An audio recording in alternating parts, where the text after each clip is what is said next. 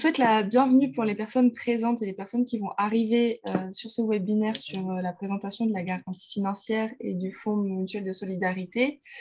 Je remercie Aymeric du coup Legendre qui est de l'UNAT Nouvelle-Aquitaine, non, mais de l'UNAT national et qui est coordonnateur du service garantie financière à l'UNAT, et Sylvain Roussel qui interviendra pour présenter Assurenco et les responsables de la zone ouest.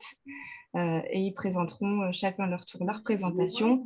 Et à la fin de la présentation, il y aura un petit temps d'échange. Donc, il ne faut pas hésiter à utiliser le chat et poser vos questions au fur et à mesure. On y reviendra par la suite. Et à utiliser à la fin de la présentation les petits outils à disposition, notamment de main levée, pour prendre la parole. Je rappelle que ce webinaire est enregistré et qui sera du coup mis en replay à partir de demain matin sur notre site internet, dans notre espace nos webinaires, tout simplement. Du coup, je vais passer la parole à Aymeric et je vous souhaite un bon webinaire.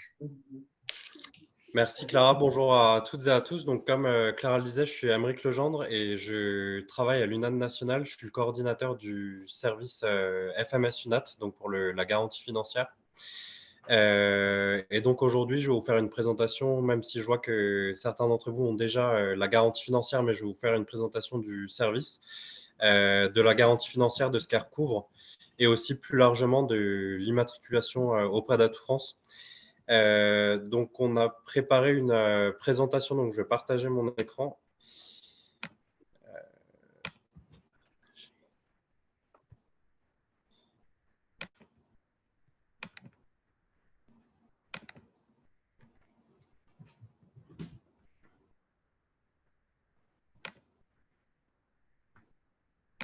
Clara, est-ce que tu peux me confirmer que vous voyez bien le diapo?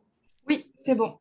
Ok, ça marche. Donc, du coup, bon, là, j'ai juste laissé cette diapo parce que je pense qu'on verra avec Clara après, mais peut-être qu'il y aura un envoi de présentation de fait juste après le webinaire. Là, c'est les 4 textes de loi, donc c'est les références législatives et réglementaires sur l'entrée en vigueur de la directive européenne relative aux voyages à forfait et aux prestations de voyages liés, les PVL. Si vous voulez les lire et cadrer un petit peu toute la présentation qui va suivre. Et donc, nous, aujourd'hui, on va surtout vous parler de l'ordonnance 2017, donc la garantie financière et l'immatriculation tourisme auprès d'Atout France. Et on va déjà voir pour qui elle s'applique. Donc, il y a 3 cas, dont le premier est déclinable en deux cas distincts.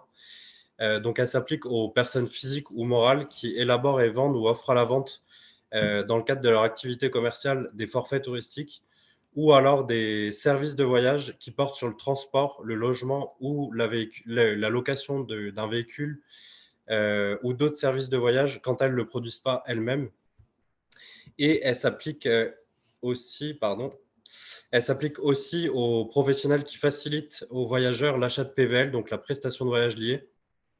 Donc là, pour ces 3 notions, en fait, on va faire la distinction après. Je vais vous expliquer exactement ce que ça recouvre. Donc, pour forfait touristique, service de voyage et la PVL. Donc, on va commencer par le service de voyage. Donc, en fait, il y a 3 grands services de voyage qui sont référencés. Donc, il y a le transport de passagers, l'hébergement et la location de véhicules terrestres à moteur. Tous les autres sont dans la catégorie autres.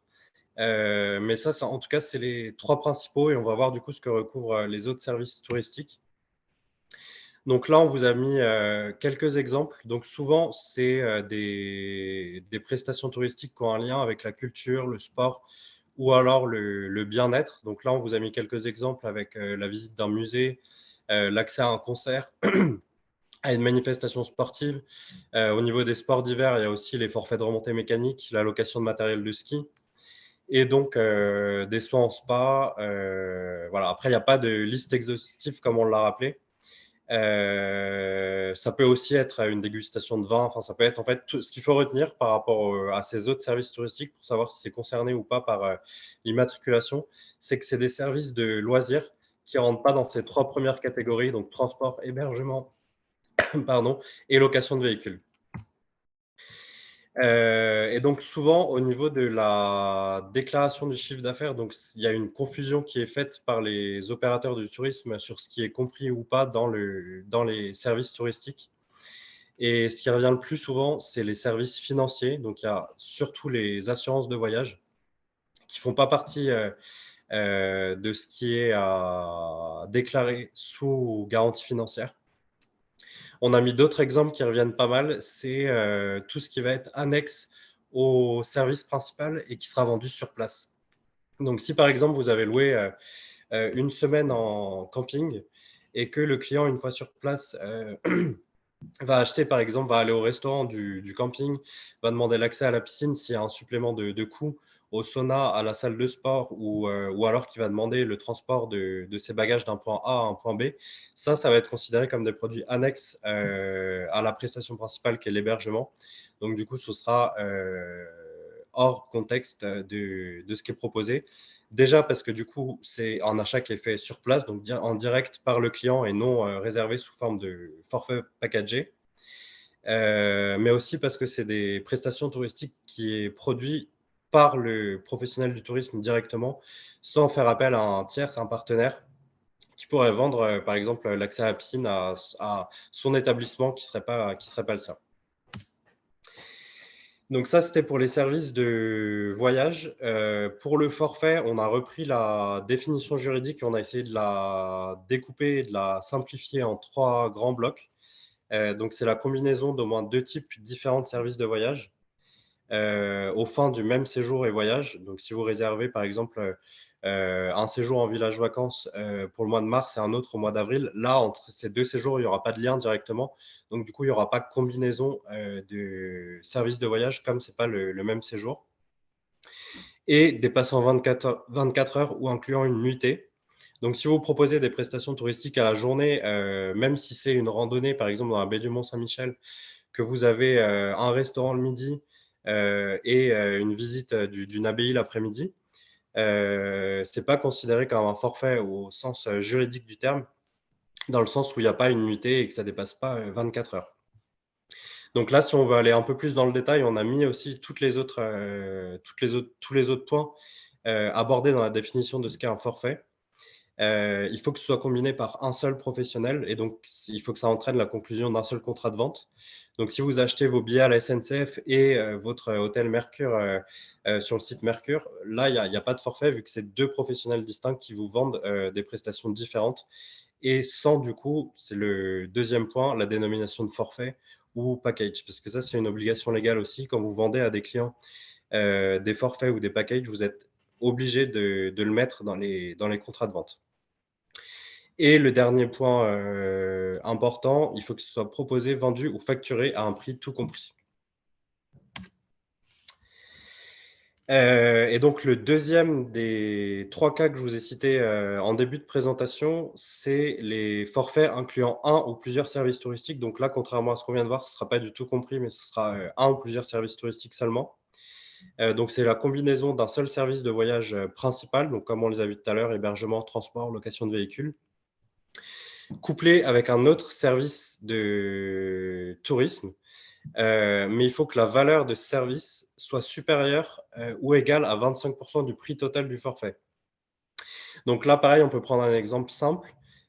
Si vous louez une nuit d'hôtel avec une dégustation de vin aussi offert au client, inclus en tout cas dans le forfait vendu au client à faire l'après-midi de son arrivée, par exemple, il faut que et si vous le vendez le forfait total au prix de 100 euros, une nuit d'hôtel dégustation de vin, il faut que la dégustation de vin ait une valeur commerciale de plus de 25 euros, donc 25% du prix total du forfait. Sinon, ce ne sera pas considéré comme un forfait touristique et donc il n'y aura pas d'obligation d'immatriculation auprès d'Atout France. Donc là, pareil, même si vous êtes un établissement qui vendait simplement des nuits d'hôtel avec des prestations touristiques qui valent plus ou moins 25%, sur une partie de votre activité, vous allez être obligé d'être immatriculé auprès d'Atout France, alors que sur l'autre, en fait, vous allez être dédouané d'obligations légales de vous immatriculer du fait justement du prix de la prestation touristique supplémentaire qui s'ajoute au service de voyage principal. Et donc aussi, bon, ça rejoint un peu ce que je disais tout à l'heure, mais il faut que cette prestation touristique soit achetée avant. Si par exemple vous vendez une nuit d'hôtel et que sur place vous proposez à vos clients différentes prestations touristiques et qu'ils les achètent, là ce sera deux ventes différentes et donc il n'y aura pas d'obligation d'immatriculation.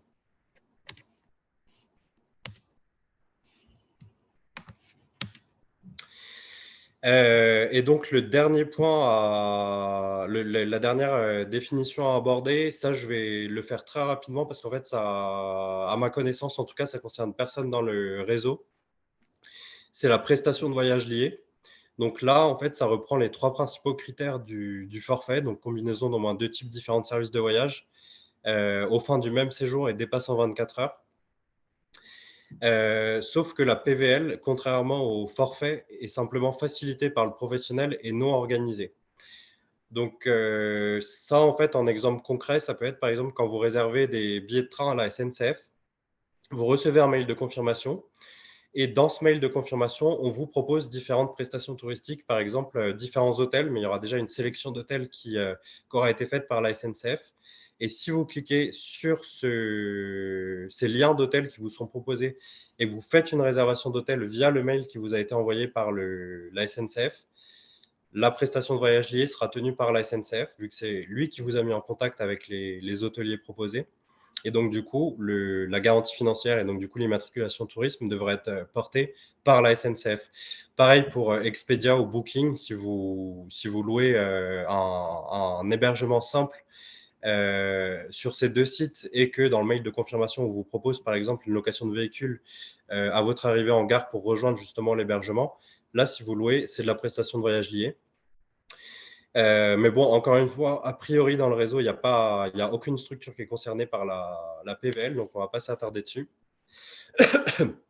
Juste, donc du coup, ce que je vous disais tout à l'heure, c'est le professionnel qui a le premier contact avec le voyageur, donc SNCF, Expedia, Booking, et qui facilite l'achat de services de voyage supplémentaires et sans transmission de données. Donc en fait, les données vont être remplies par le client, donc nom, adresse, modalité de paiement, adresse mail, et en fait, il n'y aura pas de transmission de données entre le professionnel 1 et le professionnel 2. Donc là, maintenant, on va voir les exemptions de l'obligation d'immatriculation. Il y en a pas mal, en fait. Et souvent, il y a des confusions aussi au moment des déclarations de chiffre d'affaires pour ceux qui sont garantis à l'UNAT.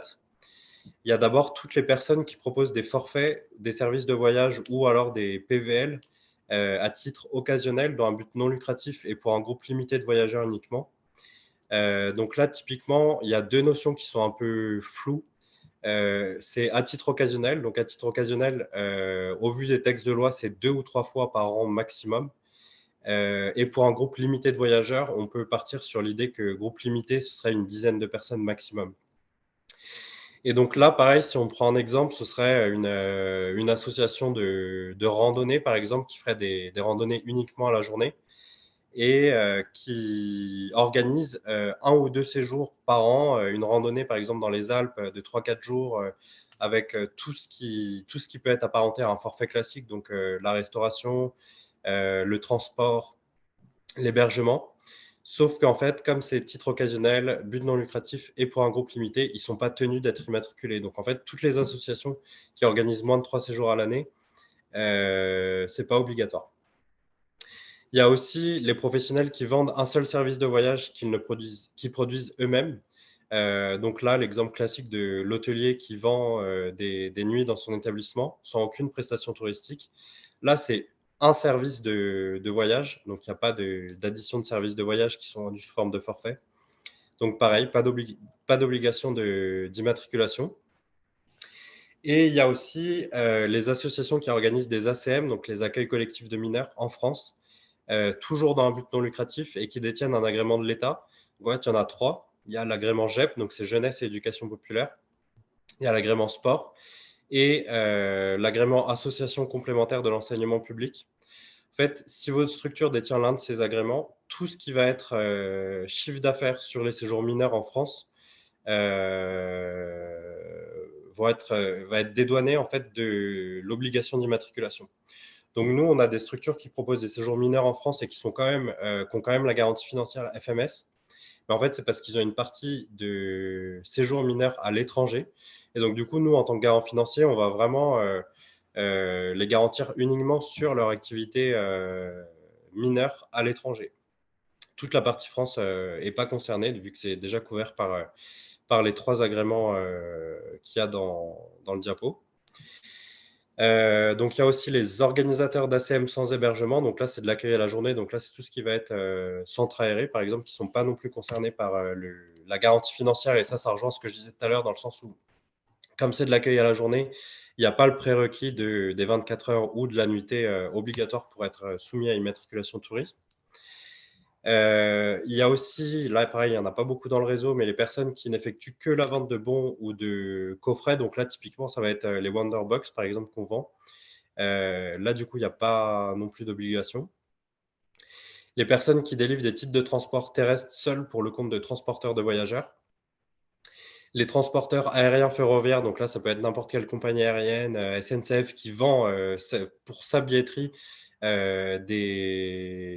du transport. Donc la SNCF qui vend ses billets SNCF n'est pas concernée par l'immatriculation. Et le dernier cas, c'est les échanges scolaires, mais alors là c'est conditionné. Ce qui n'est pas considéré comme un forfait, c'est les échanges scolaires dont la durée est supérieure à 6 mois, quand les élèves sont accueillis dans des familles d'accueil qui les logent gratuitement. Donc ça, pareil, c'est une exemption. Et on a aussi intégré la notion d'intermédiaire transparent. Donc là, en fait, soit vous agissez aux yeux de la loi comme professionnel du tourisme, c'est souvent le cas des associations garanties à l'UNAT, du réseau de l'UNAT, pardon. Donc là, en fait, vous proposez vos séjours ou alors vous les distribuez via des partenaires ou via d'autres agences de voyage en prenant une commission. Là, vous êtes directement professionnel du tourisme et donc du coup, vous êtes obligé d'être immatriculé. Par contre, vous pouvez aussi agir en intermédiaire transparent. Donc, ça va être, par exemple, une association qui va acheter un séjour auprès d'une agence de voyage pour ses adhérents, mais qui va en tirer aucune rémunération, donc sous quelque forme que ce soit. Donc, ça peut être commission, pourcentage. Dès qu'il n'y a pas de rémunération, que c'est vendu à prix coûtant du prix acheté par l'association à l'agence de voyage, là, il n'y aura pas non plus d'obligation d'immatriculation. Donc, on a mis quand même une prudence par rapport à ça parce que les tribunaux restent souverains et en cas de litige, on sait, comme les textes sont quand même relativement récents, enfin là, ça date, c'est des textes qui sont récents, donc on ne sait pas encore comment les tribunaux peuvent réagir en cas de litige. Donc, être immatriculé, ça peut avoir du bon, même quand on agit qu'en intermédiaire transparent, même si dans les textes, c'est pas obligatoire. Et donc, du coup, pour être immatriculé auprès d'Atout France, donc pour pouvoir exercer légalement en fait votre activité d'opérateur touristique, vous devez avoir la garantie financière. On verra un petit peu plus tard qui sont les garants financiers en France, hormis l'UNAT. Et avoir une assurance RC Pro, donc RC professionnelle. Vous êtes déjà censé en avoir une, même si vous n'êtes pas immatriculé auprès d'Atout France. Et c'est les 2 seuls documents en fait envoyés à Atout France pour validation, pour être immatriculé sur le registre et obtenir un numéro du coup d'immatriculation que vous devez mettre du coup dans vos documents de vente, sur tous vos documents de vente en fait. Il y a aussi un contrôle qui est fait de la part d'Atout France sur les informations précontractuelles et vos contrats de vente. Donc là, nous en fait, j'ai une collègue, Louisa Charouni, qui peut apporter un regard sur tous vos documents de vente. Donc, si jamais vous voulez une vérification de notre part de vos documents de vente, vous pouvez nous les envoyer. Je vais vous mettre l'adresse en fin de présentation. Et donc, du coup, nous, on les regarde et si jamais il y a des modifications à apporter, on vous fait des retours et on retravaille les documents ensemble, même si ça n'exemple pas non plus d'un avis juridique sur vos documents de vente. Et donc, du coup, comme je vous le disais, il y a 4 garants en France, enfin 4 garants financiers en France. Il y a tout d'abord nous, donc l'UNAT. Donc, nous, on est habilité seulement pour les associations et pour les entreprises de l'économie sociale et solidaire. Donc, pour les entreprises de l'ESS, on demande parfois un agrément ESUS pour être certain du rôle de l'ESS qu'a l'entreprise en question. Mais ce n'est pas encore systématique, donc on verra peut-être prochainement pour mettre ça en place. Et nous, on est habilité uniquement pour ça. Donc, tout ce qui va être Pierre et Vacances, Club Med, en fait, on ne pourra pas les garantir. Il y a aussi l'APST, qui est le garant le plus important en France, qui recouvre 3000 opérateurs de tourisme. Et les deux autres, c'est Groupama et Atradus, même si là, en ce moment, du coup, Atradus, par rapport à la crise sanitaire, a arrêté d'accepter de nouveaux adhérents. Et du coup, là, c'est juste les adhérents qui bénéficiaient de leur garantie financière avant Covid qui peuvent continuer à être garantis financièrement. Mais là, il n'y a pas de nouveau dossier d'accepter.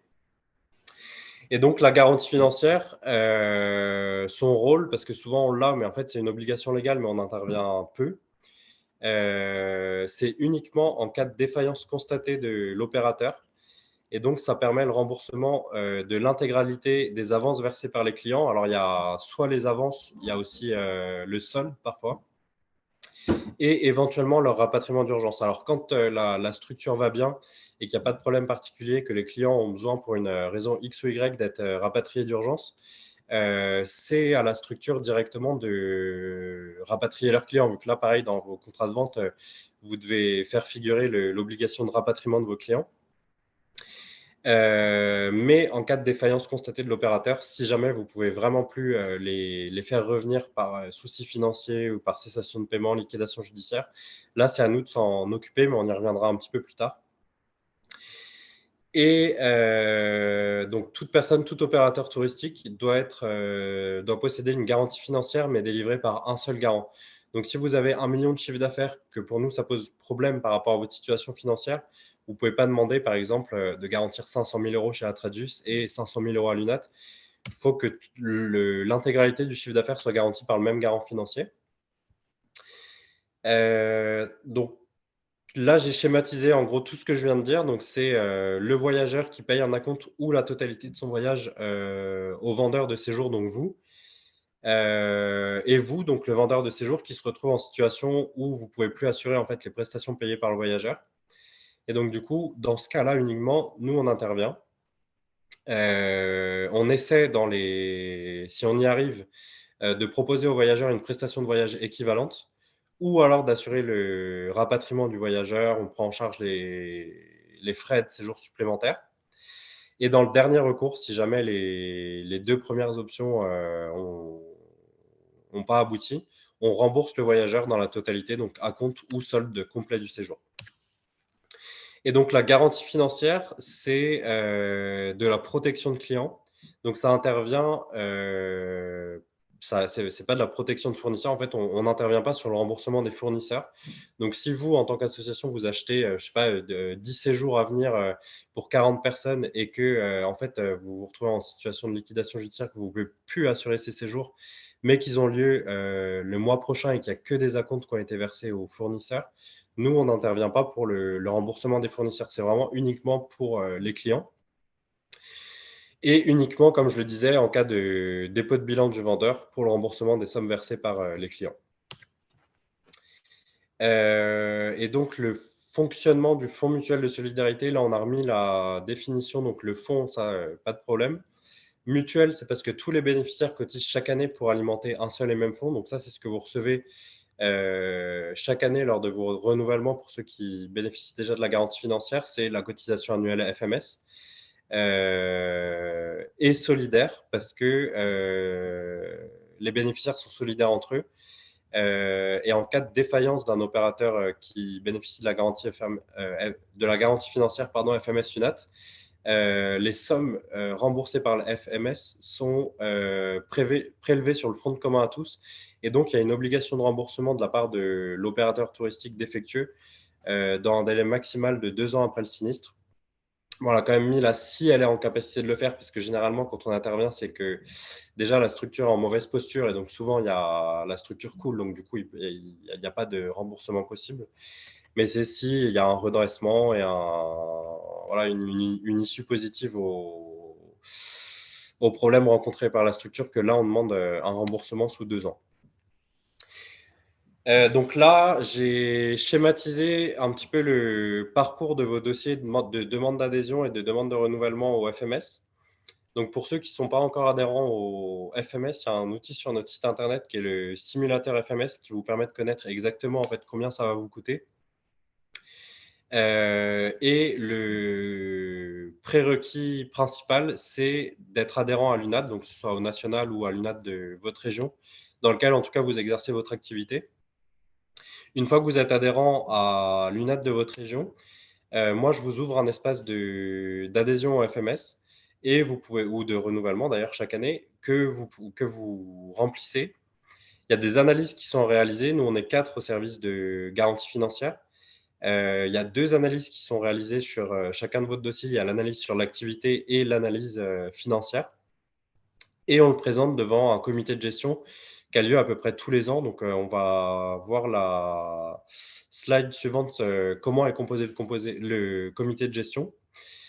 On étudie la demande pendant le comité de gestion et les membres du comité de gestion délibèrent sur si on renouvelle ou pas votre garantie financière. À partir de ça, on vous envoie les cotisations annuelles FMS ou les cotisations annuelles FDR. Donc là, c'est de moins en moins parce qu'en fait, c'est un fonds de réserve qu'on facture les 5 premières années d'adhésion à l'UNAT. Et comme on a lancé ça en 2016 ou 2017, là, la plupart des structures, c'est derrière eux. Donc, c'est les 5 premières années où on facture le FDR et il y a un droit de reprise le jour où vous décidez de quitter l'UNAT. On vous rembourse en fait la cotisation annuelle FDR. Et donc, du coup, l'acte de garantie qui vous est envoyé et qui est valable généralement sur année civile que vous devez envoyer rapidement à Atout France. Donc, pour le comité de gestion, il est composé de 6 représentants du conseil d'administration de l'UNAT. Donc, il y a Michel Desmessines, la présidente de l'UNAT, qui préside le comité de gestion. Et le trésorier de l'UNAT, obligatoirement. Bon, la trésorière de l'UNAT, là, vu qu'il y a eu un changement là, récemment, donc ça va être changé prochainement. Et il y a aussi 6 représentants des bénéficiaires du FMS qui sont élus par le collège annuel des bénéficiaires. Donc en fait, ça peut être vous, ça peut être n'importe quelle structure. Vous pouvez présenter votre candidature à partir du moment où vous bénéficiez du FMS. Donc là, la communication n'est pas encore partie, mais le prochain collège annuel aura lieu le 20 juin prochain. Donc il aura lieu en présentiel à Paris.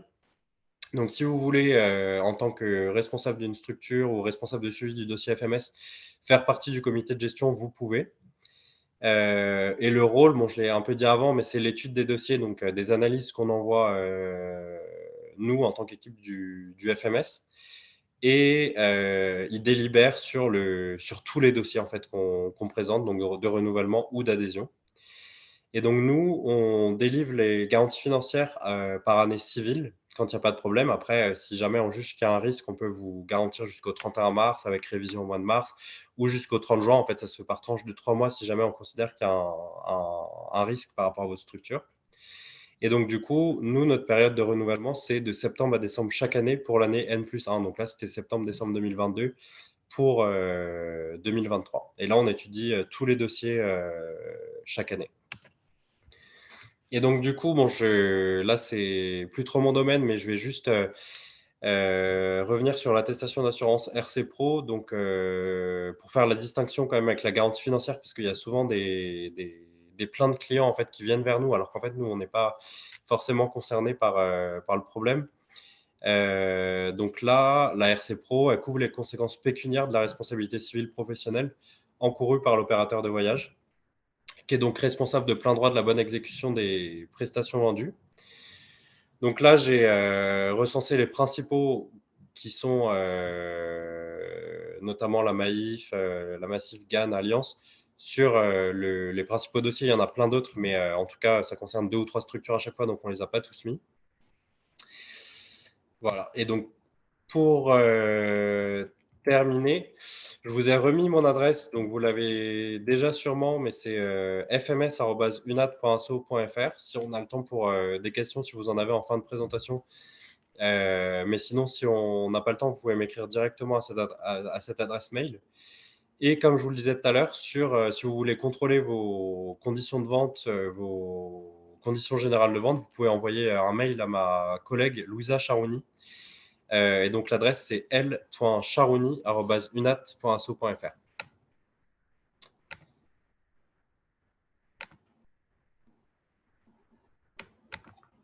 Voilà, merci Super. de votre attention. Merci beaucoup, Émeric. Sylvain, je vous laisse prendre la main sur votre présentation avant de passer aux questions globales sur les deux présentations. Oui, bien sûr. Merci Clara, merci Émeric. Avec la RC Pro, ça donne un bon lien, on va dire, sur l'offre d'Assurinco. Donc, bonjour à toutes et tous. Donc, je suis Sylvain Roussel. Je suis responsable de zone, en fait, sur la partie, Clara disait ouest, mais on va dire grand ouest, puisque je fais le grand écart entre Saint-Malo et Perpignan, évidemment, dans laquelle se trouve la Nouvelle-Aquitaine. Donc, j'habite Bordeaux, hein, donc je suis localement installé. Et du coup, voilà l'idée. Donc, merci Clara, en fait, de me permettre d'intervenir aujourd'hui. Puisque moi je représente en fait la société Assurinco. Alors Assurinco, c'est un courtier et Assurinco, pour ceux qui ont peut-être participé à l'Assemblée générale au mois de juin de l'UNAT, en fait, la société Assurinco est devenue en fait l'assureur référent en fait de l'UNAT. Voilà. Donc, bon, en quelques mots, alors je vais vous partager mon écran et comme ça me permettra de vous montrer quelques documents. Hop, pour vous expliquer qui fait quoi dans cette histoire. Voilà. Alors, hop, alors attendez, je vais essayer de trouver. Il faut que le bandeau. Voilà. Alors, hop, voilà. Donc en fait, dans les grandes lignes, en fait, nous Assurinco, en fait, c'est une société qui existait auparavant, alors qu'il y a une grosse expérience en fait plutôt dans la partie tourisme et loisirs, puisque on nous connaissait auparavant en fait sous le nom de cabinet Chauvet, qui avait été construit dans le siège. Alors c'est une société qui est toulousaine, hein, de culture d'origine, puisque le cabinet Chauvet, en fait, c'était comment dire, une personne, en fait, le père du dirigeant actuel, Monsieur Chauvet, qui était assez proche en fait pour des raisons familiales en fait de la structure et du tour opérateur Fram, et qui a développé en fait l'assurance voyage à travers ce partenariat. Donc voilà, l'expérience en fait de l'assurance voyage en fait s'est construite. Et puis après, dans le temps, en fait, Assurinco a pris le nom en fait et a changé par rapport au cabinet Chauvet. Donc c'est devenu Assurinco. Donc toujours avec cette expérience très forte en fait de l'assurance voyage, mais aussi avec, en tant que courtier, en fait, le développement sur d'autres parties. Donc, c'est vrai que vous, dans votre activité, aujourd'hui, notre activité, notre référence, en fait, auprès de l'UNAT, c'est l'assurance tourisme et loisirs, hein, l'assurance voyage.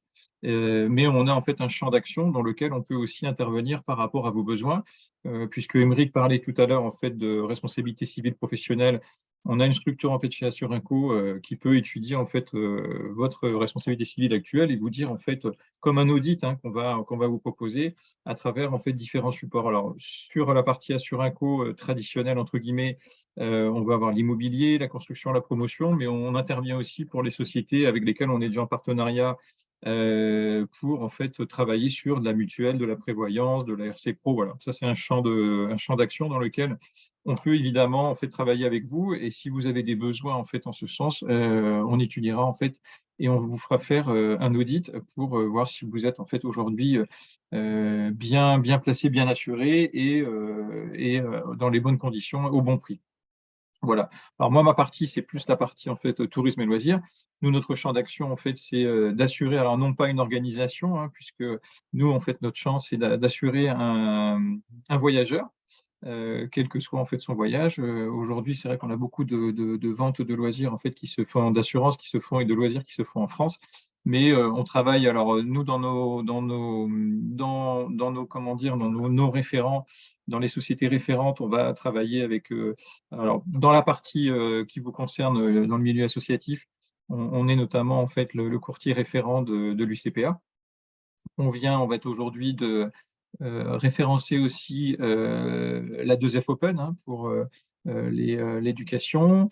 On va avoir aussi la Fédération française de voile. Donc, dans le milieu associatif, en fait, on a déjà une expérience assez forte.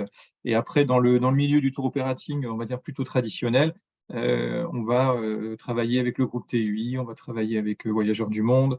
Voilà, donc le CPA, on en a parlé tout à l'heure.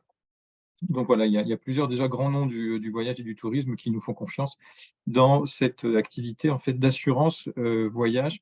Donc voilà, donc je rappelle en fait le contexte. L'assurance voyage, en fait, c'est ce que je disais, c'est l'assurance en fait d'une personne et pas d'une organisation.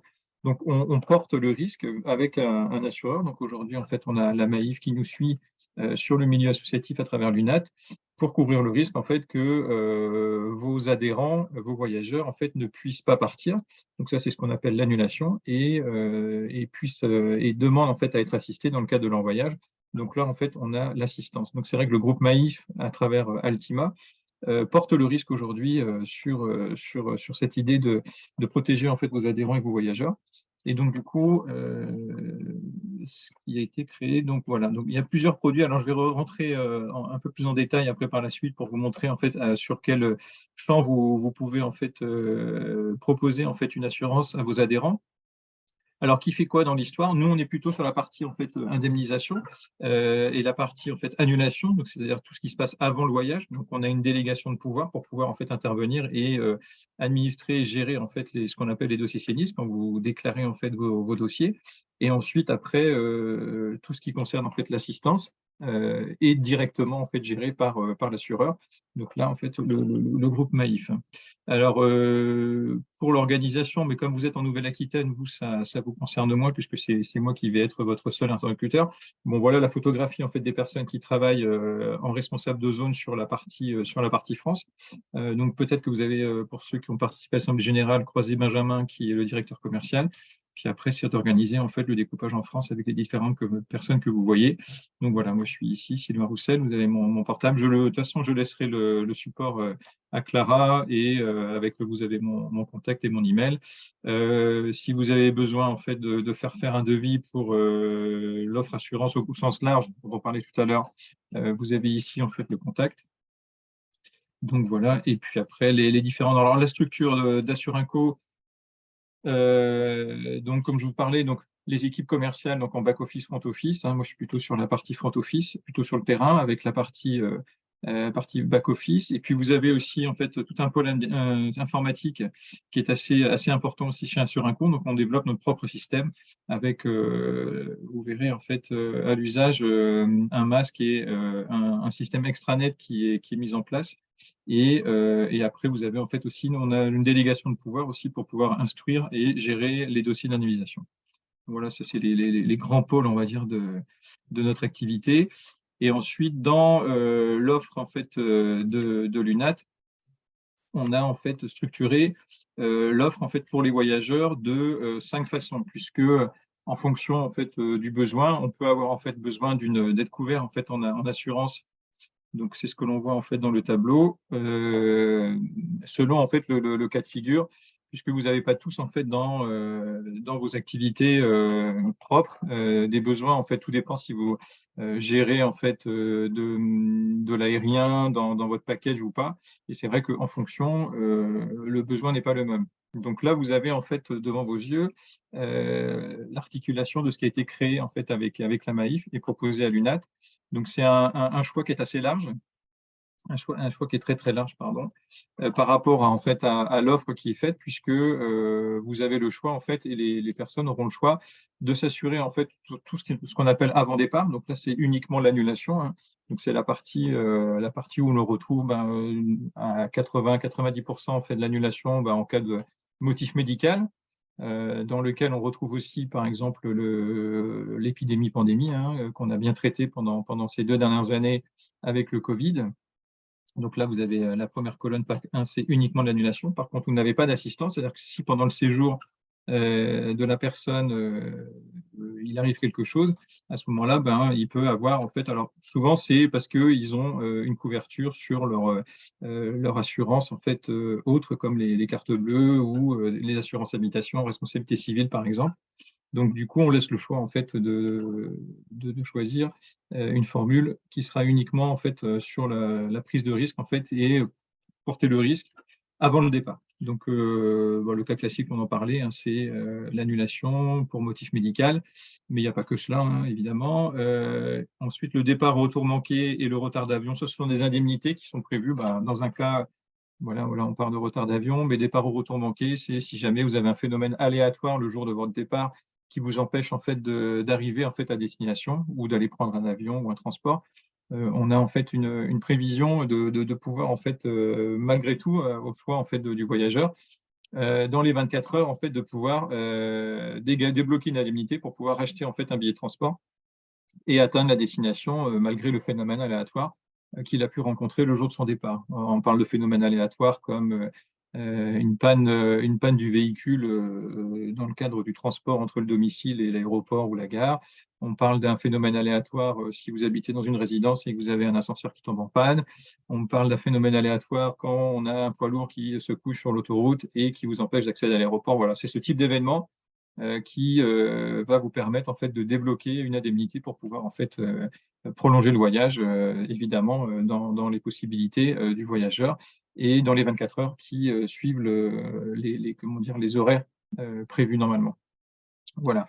Ensuite, dans le pack 2 que l'on voit ici, ça, on est à l'opposé, on est en après-départ, c'est-à-dire qu'on peut aussi avoir une couverture en carte bleue, en annulation, donc avant-départ sur sa carte bleue, et du coup, en fait, on a besoin en fait, d'une formule qui sera plutôt une formule d'assistance avec une couverture sur les bagages.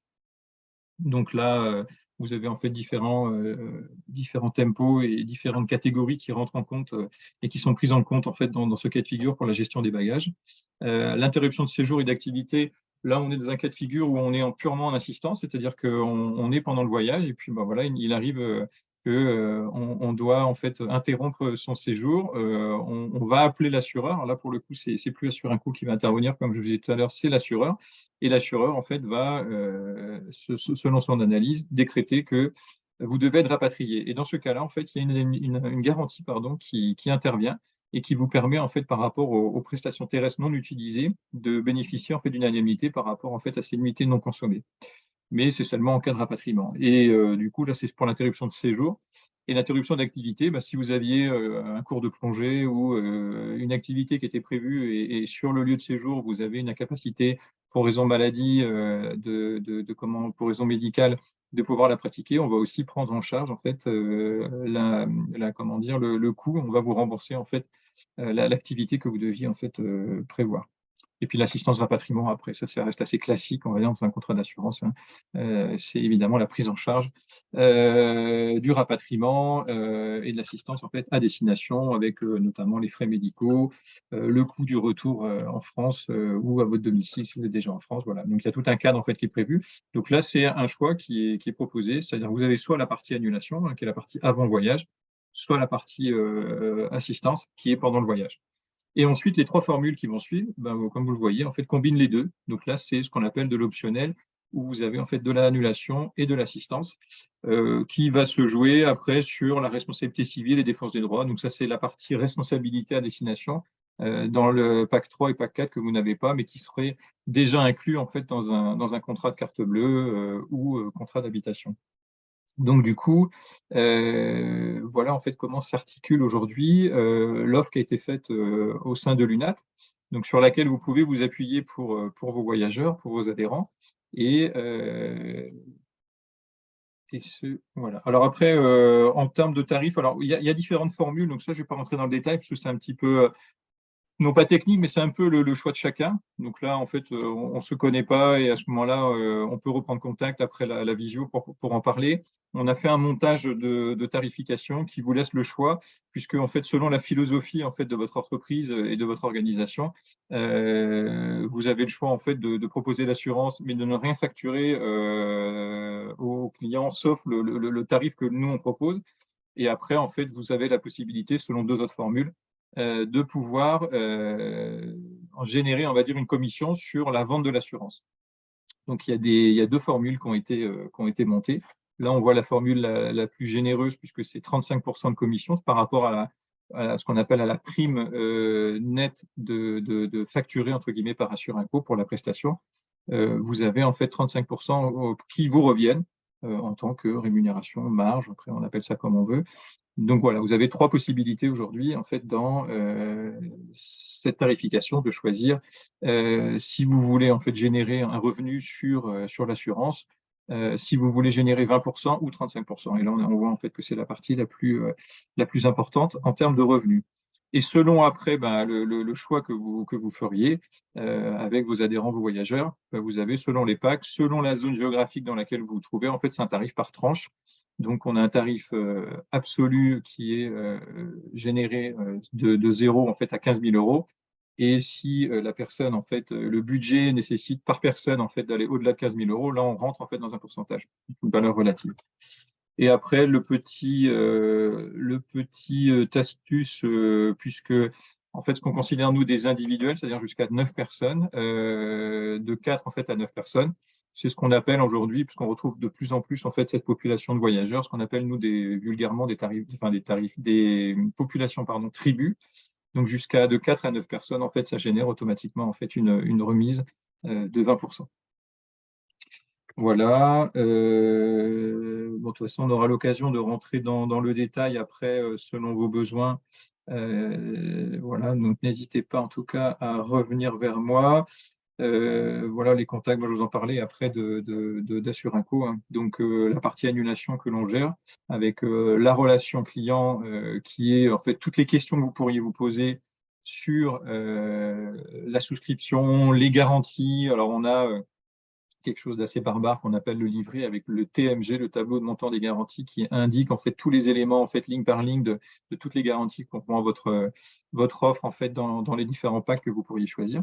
Donc ça c'est le centre de relations dédié qui est en fait 5 jours sur 7 en fait à disposition et à votre écoute donc à Toulouse. Donc le siège d'Assurinco est à Toulouse, hein, avec un contact dédié et un email dédié. Donc vous avez en fait à la fois donc dans le centre de relations clients comme dans la partie indemnisation, c'est-à-dire la partie dont on parlait, c'est-à-dire voilà, vous avez avant votre voyage en fait une déclaration de sinistre à effectuer pour X raisons, que ce soit de l'annulation. Il faut savoir qu'à peu près dans un contrat d'assurance à notre niveau, c'était à peu près 80% on va dire en annulation, 20% en assistance après le poids on va dire de la sinistralité. Et dans les 80%, on était à peu près sur 50% de Covid. Voilà, ces dernières années. C'était un peu logique, hein. Donc voilà, donc si vous avez en fait un sinistre à déclarer, vous avez un seul interlocuteur, c'est Assurinco, avec un service de gestionnaire dédié pour l'UNAT et pour la gestion, on va dire, des différents points que vous pourriez avoir à gérer pour vos clients, vos adhérents, à travers cette adresse et ce contact aussi téléphonique.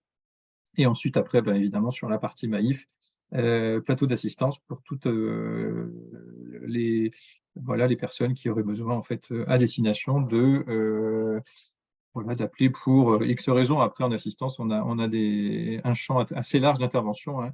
Ça peut être du simple médicament, simple visite médicale, jusqu'à évidemment l'hospitalisation, le rapatriement, quoi. Mais voilà, donc ça reste assez classique. Voilà, le plus important, c'est que vous ayez en fait mon contact selon vos besoins. N'hésitez pas en tout cas à revenir vers nous pour qu'on puisse étudier en fait vos besoins. Par exemple, pour l'UCPA, on gère évidemment et eux, ils proposent en fait l'assurance annulation assistance pour leurs voyageurs, pour leurs adhérents, mais c'est vrai que, par exemple, nous, on a à l'UCPA, en fait, le parc auto, par exemple, de l'UCPA. Donc, c'est aussi, voilà, ce que je vous ai dit tout à l'heure, un champ d'action, un champ de compétences dans lequel, en fait, on a toutes les possibilités d'agir. Donc, voilà, en responsabilité civile professionnelle. Émeric a parlé de la garantie financière, c'est aussi un terrain sur lequel, en fait, évidemment, pour une autre population qui est celle des agences de voyage, on a beaucoup travaillé aussi là-dessus, hein, puisqu'il y a eu, avec le Covid et puis d'autres événements auparavant, un risque en fait dans leur activité. Donc la garantie financière était aussi très importante pour eux, avec notamment la PST. On en a beaucoup parlé en fait dans ce secteur. Voilà, la mutuelle aussi, la prévoyance. Donc si vous avez des questions, des besoins pour auditer votre offre actuelle, n'hésitez pas en tout cas à revenir vers moi. Voilà, je vais vous laisser reprendre la parole. Clara, et puis en tout cas, je suis ravi de vous avoir pas vu et entendu pour la plupart, mais en tout cas, de vous avoir rencontré. Voilà, merci à vous. Super, merci beaucoup Sylvain, merci beaucoup Aymeric. Du coup, si vous avez des questions, on a encore 5-10 minutes pour pouvoir échanger. Donc, n'hésitez pas à poser vos questions à Sylvain et à Aymeric. Bonjour et merci, messieurs, pour les présentations. Juste par rapport, moi j'ai deux petites questions, je vais essayer d'en faire une pour chacun. Vous disiez, enfin, à Suringo, du coup, vous travaillez aussi avec la Maïf, vous mettez sur vos documents. J'ai pas très bien compris si c'était de travailler ensemble ou si finalement vous proposez enfin, c'est les mêmes prestations qui sont proposées par deux organismes totalement distincts. Bah, nous, en tant que courtier, alors c'est vrai que pour l'UNAT, en fait, évidemment, là pour le coup, en fait, notre partenaire majeur, c'est la Maïf, hein, c'est lui le porteur de risque en fait sur ce dossier et sur ce partenariat. Donc, raison pour laquelle en fait la Maïf évidemment est mis en avant par rapport à l'UNAT. Après, on le voyait sur le document d'Emery, quand on parle en fait de garantie financière. Par contre, il y a en fait d'autres partenaires aussi qui se sont installés et qui peuvent intervenir. Alors après, c'est vrai que moi, mon champ de compétence est plus en fait le tourisme et le loisir. Donc, je connais bien en fait les acteurs en fait autres que la Maïf aussi qui sont sur ce marché.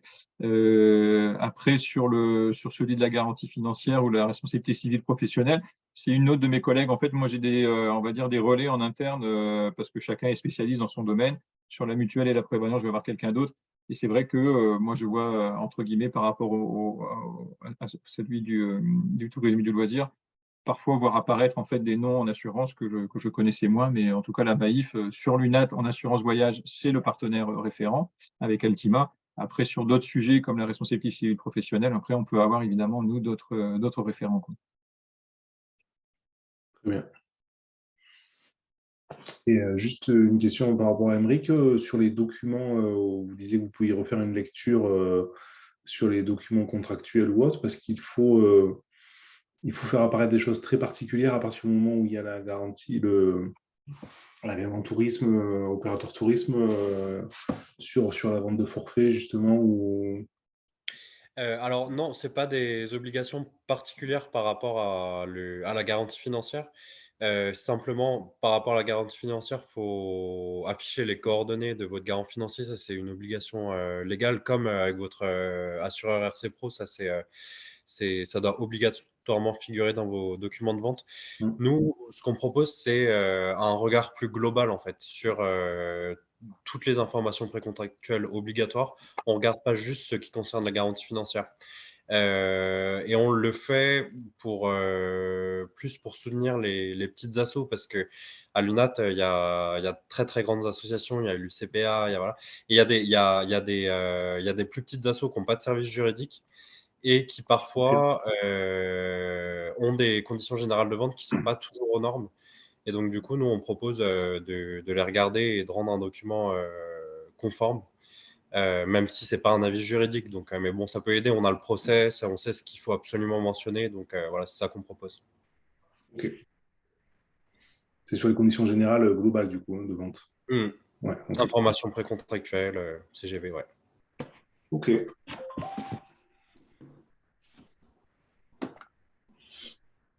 Est-ce qu'il y a d'autres questions? N'hésitez pas, hein, même dans le chat, si vous ne voulez pas forcément prendre la parole, vous pouvez poser des questions.